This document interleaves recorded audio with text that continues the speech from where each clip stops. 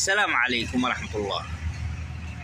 عندما قلت لكم هلكة العرب هي حقيقة والنبي تحدث فيها، وأنا ليس بعالم بل أنا أصدقكم، وقلت لكم الإمارات والسعودية والدول الخليج بتدور كثير والدول العربية.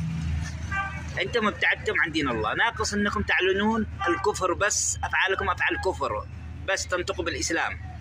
أنتم تتقاتلون وتنقلون أموال المسلمين إلى بلاد الكفر، إلى سويسرا اللي تحت سيطرة اليهود، وانشغلتم بالدنيا وطلعتم جيل فاشل يحب الدنيا.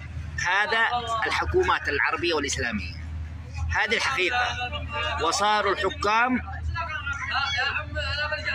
ليس بخادمين للشعوب بل ملوك، والشعوب خدامة عند الحكام.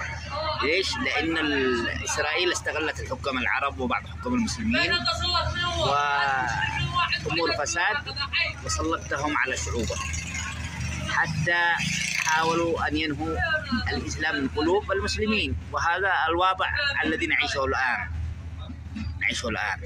إلا الإسلام بالحقيقة هو دين حياة وكرامة وعدالة ومساواة. أنتم تعرفون هذا الكلام أحسن مني، لكن أقوالكم غير أفعالكم غير. هي أحيانا بعض الدول العربية أخس من اليهود.